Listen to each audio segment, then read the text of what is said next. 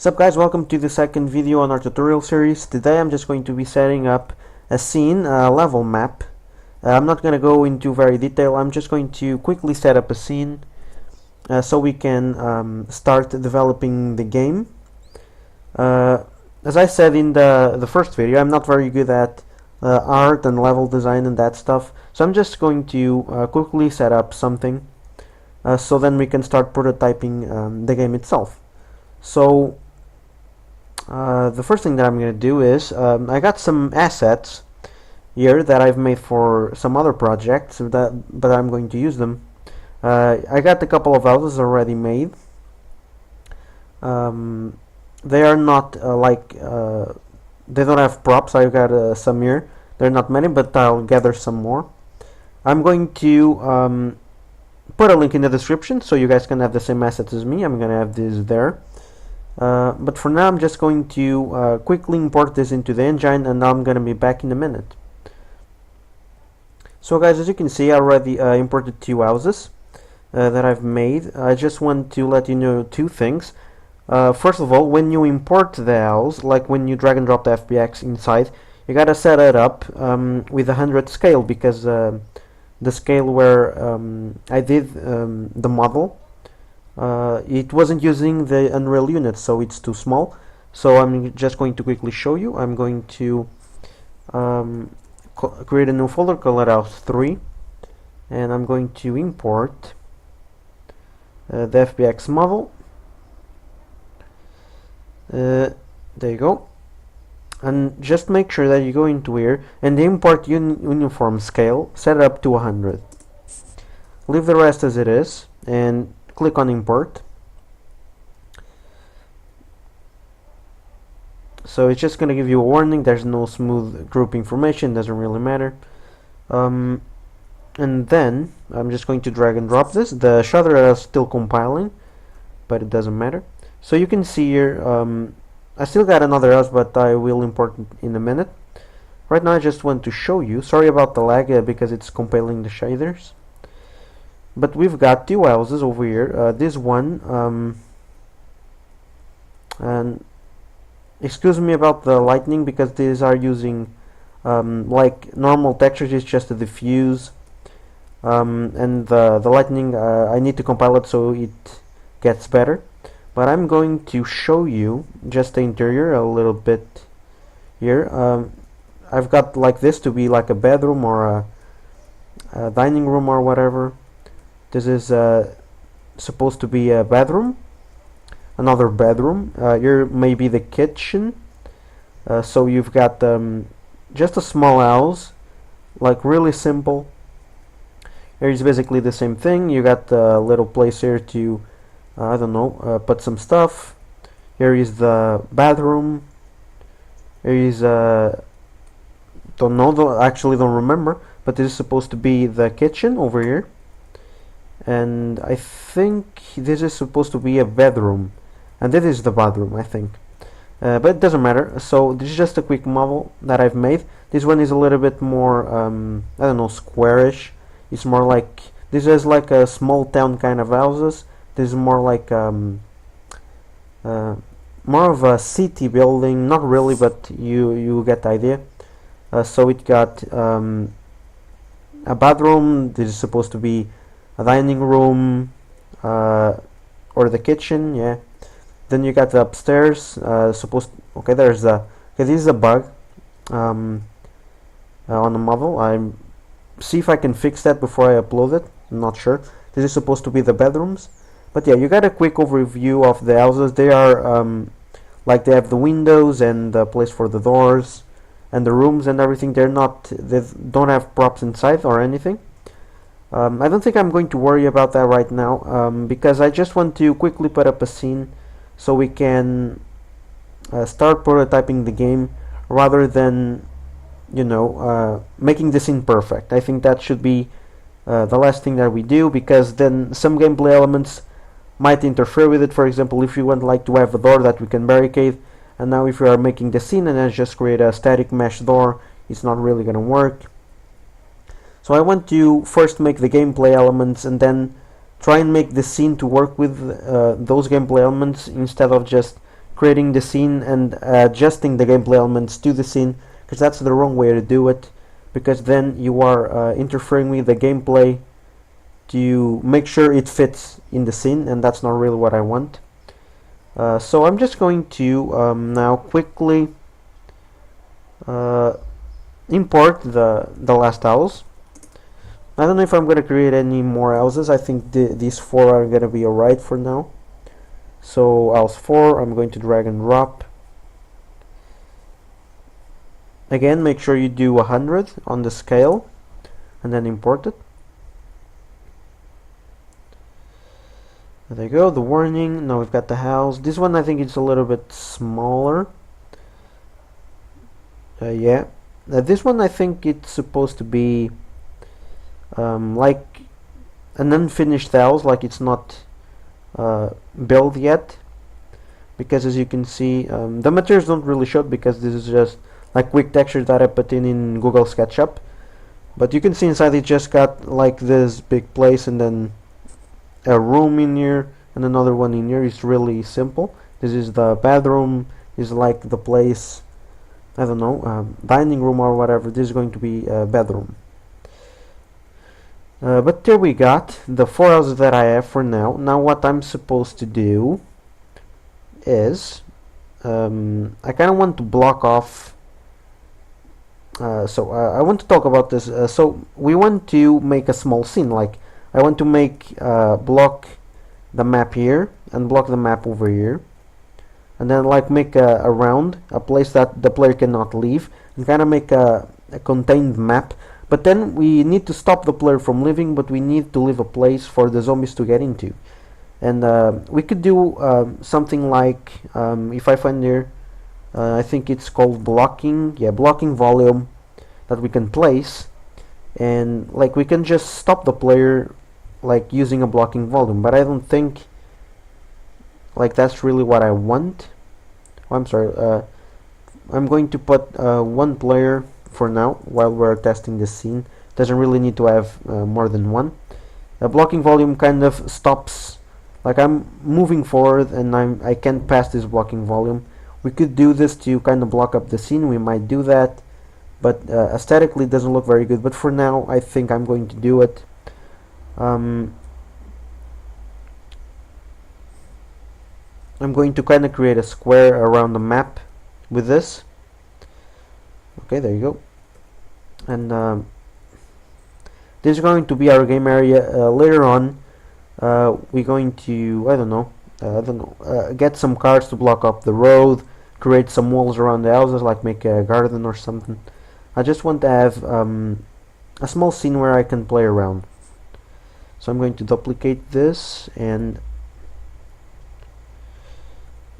there you go. I'm going to make this a little bit bigger, like this. There you go.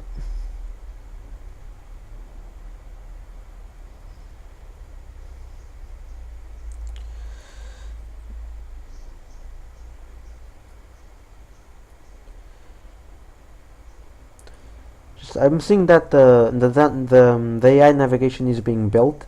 I wonder if this actually blocks the AI, the zombies, from getting in, and it seems like it does. So we might get a problem here.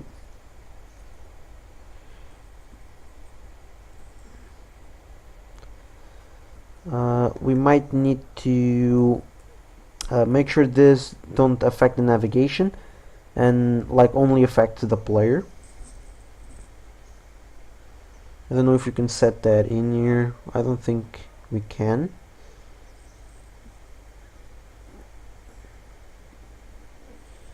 So this got a collision preset that is an invisible wall. I think we can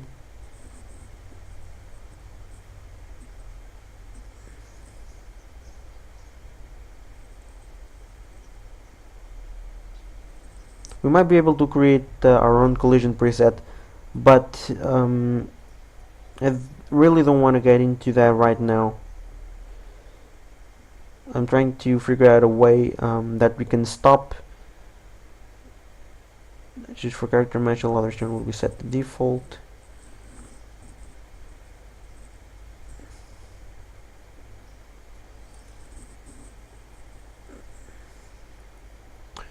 Let me just see what happens. Do the zombies... Yeah, they're gonna try to come in, but I think they're going to hit the wall.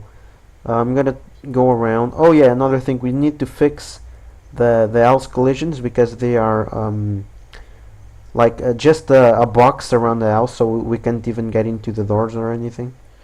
But I think the zombies are going to stop. There you go.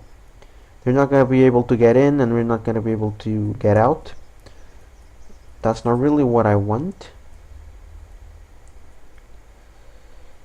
Okay, so what I think I'm going to do is, you know what, for now, because we're just testing around, I'm going to delete these blocking volumes and just leave this as it is.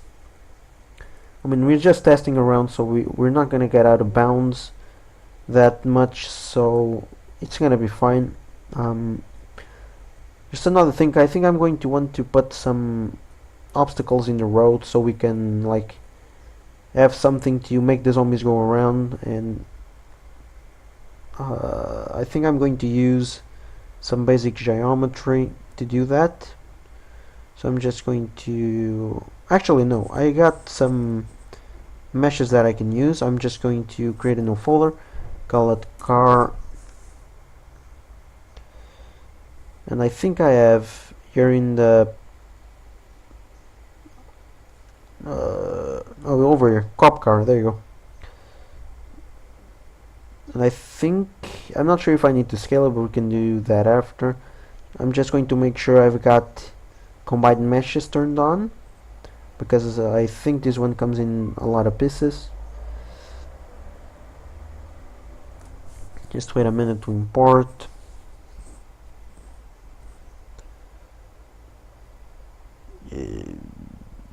Okay, you're gonna get some mirrors because of the UVs and stuff. Doesn't really matter for now. Going to there you go, drag and drop it into the scene. Just kind of leave it like this, and I'm going to drag another one, and I don't know, like that. It's fine.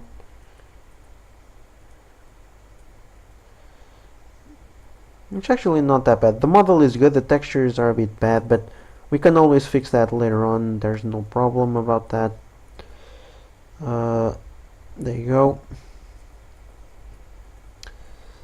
And I'm just going to rename this cop car, and I think I have another model if I'm not wrong. Transport boat, no. This is the road, cop car, okay. Okay, I don't got another one, doesn't really matter. So let me just play around. The car might be a little bit too big, but doesn't really matter. Actually no, it's fine. Later on in the game we can like set up so we can like scavenge the car, like for parts or whatever, but I don't think I might do that because as I said in the last video, we are supposed to airdrop stuff in, like whatever we need. Like we kill the zombies, gain points, use those points to airdrop what we need. That meaning materials like to create barricades or block the doors, weapons, ammo. So yeah, I think for now this scene is like you got the house for us to like get in and work with the zombie AI. We got the cars to kind of create places where we can run around and stuff. I'm not gonna add foliage because I don't think that's gonna have any gameplay impact. So there's not really any need for it. And the last thing that I need to do is check, because as I said, the collision on the houses are not good. They're just a box around. So I'm going to go back here inside the static mesh. I'm going to set up this to be collision complexity. Use complex collision as simple. And now if we play, I think we will be able to, there you go, we can get into, we are blocked on the walls, but we can get into the doors, so that's perfectly fine. And now we need to do that for each house. So I'm gonna do that really quick.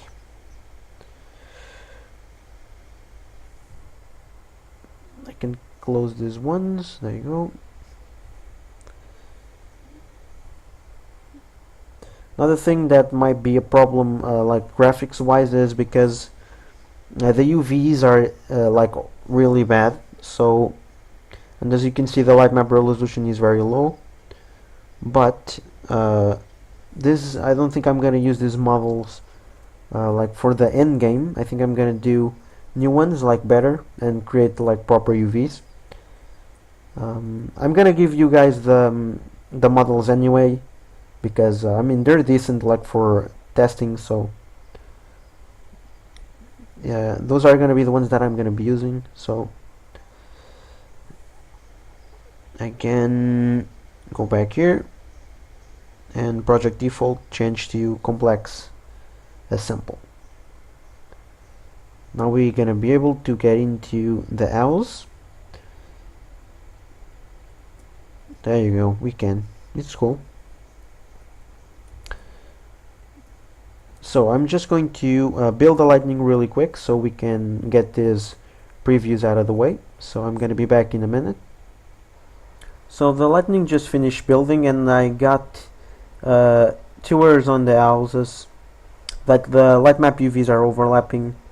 And right now it's compiling a lot of shaders. I think I'm going to pause the video again. Just wanted to say, I think instead of using static lightning, because the scene are like really small, I think it's going to be better to use dynamic lightning, because like these errors will be kind of ignored. Because I remember when I did this, I didn't really worry about the UVs, the custom UVs, because I was doing like a game where there was day-night cycle. I might do this for this game, I don't know, maybe it's not good for this style of game. But anyway, I think because the scene is small, and like obviously Unreal Engine 4 has very powerful lightning rendering, I think I'm going to use dynamic lightning. So like the sky and the objects on the scene are going to be dynamic. So like if I rotate the lights, or I have like a flashlight, the shadows are updated real time. And like you can move objects in the scene, like some physics actors on the ground or something, and that's gonna work fine. So I think I'm going to enable dynamic lightning instead of using the static one, because as you can see, because the lightning is really poor, you can already start seeing that the shadows are crap. They're not sharp, and this is because of the light map UV that you can see here. We're getting errors on the house 1 and 2. So on this one, and I think it's this one, yeah, we are getting errors. So I'm going to pause the video. I'm gonna finish compiling the shaders, then I'm going to turn this scene into dynamic lighting. So see you guys in a bit. So the shaders finished compile now, and you can already see problems with the shadows, and we can see that the materials on the car disappeared. The fact these things are happening because these objects are not UV'd properly, so they are going to be full of errors and stuff like this happens. The way to avoid this is to use the dynamic lightning in the engine, because they kind of skip some of these problems. So the way that you make a scene use dynamic lightning is find your light sources. So my light sources are this this light source. I'm going to go up there and make it movable. I'm going to go for the skylight and make it movable, and I think that's it, if I'm not wrong. Now as you can see, you can pick up this light and rotate it, and you can kind of see that the lights or the shadows are getting much better. As you can see, they are now much more sharp, and the car doesn't have a bug, but you can see that you've got a lot of brightness on the scene. That's because the skylight, I think it's the skylight, we need to reduce the intensity of the the intensity of the light, sorry. So I'm gonna try and put a 0.5 or a 0.25, and I'm going to go to the indirect lighting, I mean to the light source. Like, guys, I'm tired, please don't judge me. I'm gonna go for the light source, I mean the intensity. I'm going to drop that back to 1, and I think that's more or less better. Let me play. As you can see, the shadows got better, and if we want to make this better, we are also going to need to find all of these static meshes, and for now I think I only have the 6, and you can see, go to the mobility, make them movable as well, just move them, there you go, and go to this indirect lighting, move it again,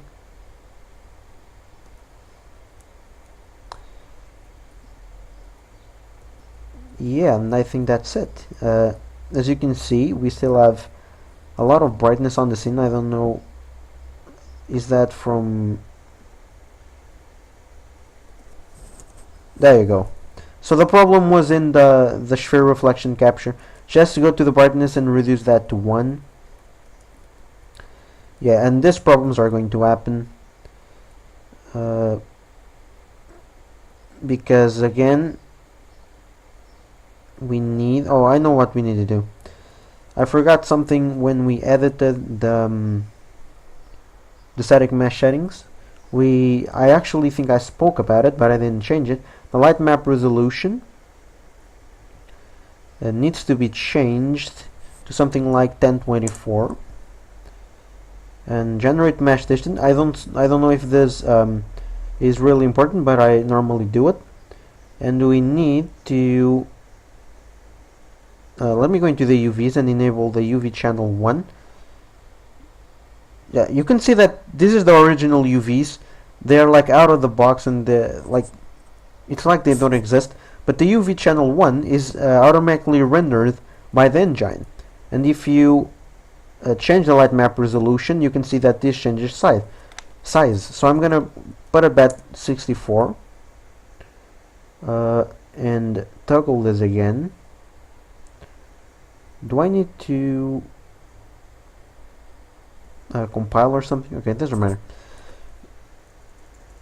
I'm gonna go for 1024, and this light map coordinate index is supposed to be at 1 because the UV channel that we want to use is this one. So I'm going to save, and I'm going to move ALS 4.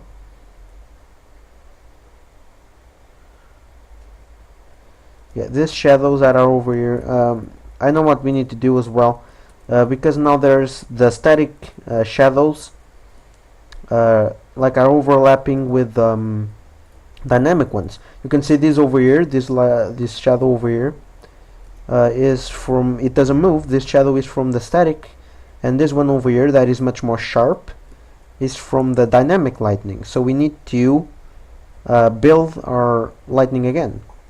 So I'm going to click on it. Hopefully it doesn't take so much time because it's actually dynamic lighting, it's not static. I have no idea.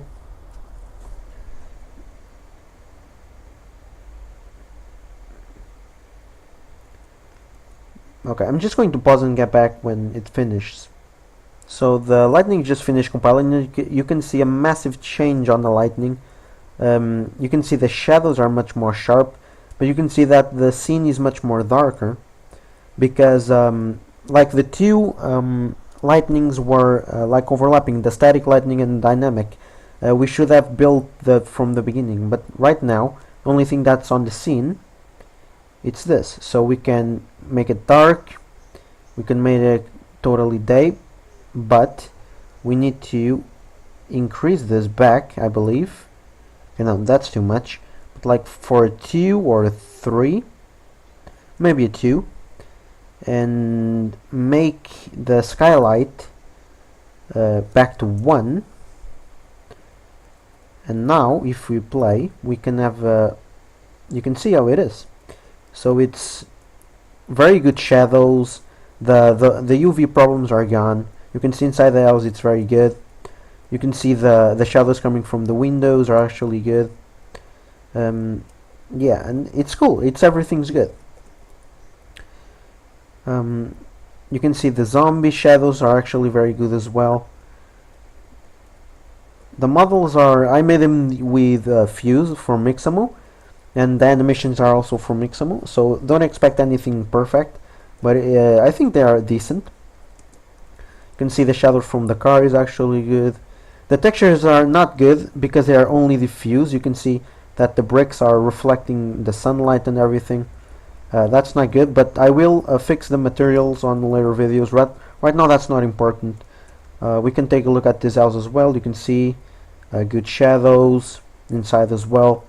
So I think we got a pretty good scene with good lighting going on. The scene will look much better with like more foliage and with proper materials, but we'll take care of that when it matters. Right now I just want to start prototyping the game. Like the next thing that I'm going to do, I'm going to make these zombies try to attack me, or at least follow me. And the tricky thing about the multiplayer is if we have like 4 characters, who do they follow? Are we going to make them check like every tick or every second which player is closer to them and attack them, or are we going to have them have some kind of sense? I don't know. I think I'm going to just make them spawn and just find out who is the closest player to them, and go and try to attack. And if like 2 players, like if I run away and my friend goes against the zombies are going to detect. Well, now my friend is closer to them, so I'm going to attack them. And just like I don't think I'm going to do every tick because that might be too heavy for if we have a lot of zombies. But like every half a second, make them check to know who is closer to them and attack that person. So, but that's gonna be for the next video. We are already half an hour in, so I'm just going to save all the assets. Yeah, and I think this is going to be it. I hope you guys enjoyed it. I'm sorry if like I'm not speaking correctly and I sound really tired, because I am. I'm going to try and be better for the next video, but for now I'm going to leave it there. Thank you guys so much for watching, and I'll see you in the next one. Bye bye.